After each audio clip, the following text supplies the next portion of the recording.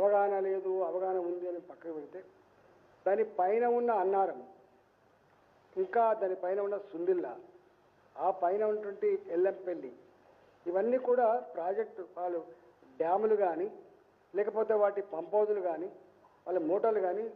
పర్ఫెక్ట్గా ఉన్నాయి కాబట్టి ఇక్కడ ఈ కన్నెపల్లి పంప్ హౌజులలో ఇక్కడ ఉండే సుగుణం ఏంటంటే కన్నెపల్లి పంప్ హౌజులు ఏవైతే ఉన్నాయో ఒక 50,000 క్యూసెక్ నీళ్ళు వచ్చినా కూడా ఈ పంప్ హౌజ్లో నీళ్ళు వచ్చే ఆస్కారం ఉంటుంది.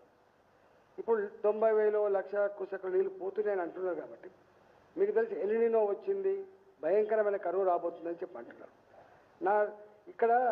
భేషజాలు పోకుండా నువ్వు తప్ప నేను తప్ప ఇలా నువ్వు దుర్మార్గుడువా నేను దుర్మార్గుడా అనేటువంటి పద్ధతి పక్కకు పెట్టి ఇలా ఇన్ని వేల కోట్ల రూపాయలు పెట్టి కట్టబడ్డటువంటి ఇన్ఫ్రాస్ట్రక్చర్ కాబట్టి ఎలినినో వస్తుందని చెప్పి హెచ్చరికలు జారీ చేస్తున్న సందర్భంలో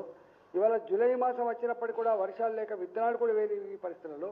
తాగే నీళ్ళ కోసం మనం డిపెండ్ అయ్యేదంతా కూడా కృష్ణా నది మీద, గోదావరి నది మీద కాబట్టి ఇలా హైదరాబాద్ లాంటి నగరం నీళ్ళు లేకపోతే ఎంత ఇబ్బంది పడుతుందో తెలుసు కాబట్టి నేను ఒకటే ఇవాళ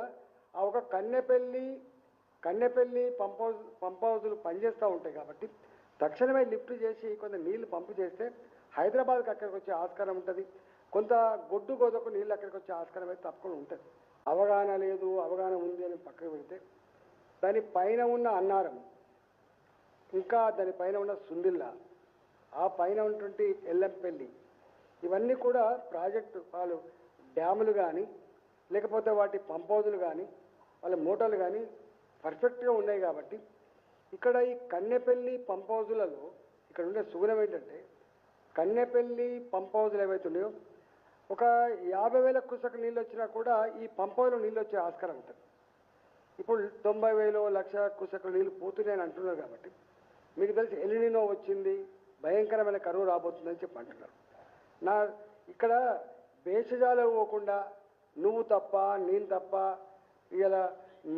నువ్వు దుర్మార్గుడువా నేను దుర్మార్గుడా అనేటువంటి పద్ధతి పక్కకు పెట్టి ఇలా ఇన్ని వేల కోట్ల రూపాయలు పెట్టి కట్టబడ్డటువంటి ఇన్ఫ్రాస్ట్రక్చర్ కాబట్టి ఎలినినో వస్తుందని చెప్పి హెచ్చరికలు జారీ చేస్తున్న సందర్భంలో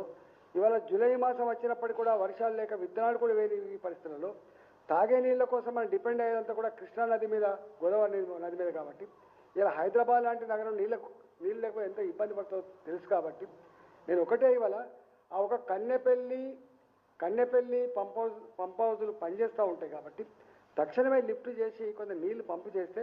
హైదరాబాద్కి అక్కడికి వచ్చే ఆస్కారం ఉంటుంది. కొంత గొడ్డు గోదకు నీళ్ళు అక్కడికి వచ్చే ఆస్కారం అయితే తప్పకుండా ఉంటుంది.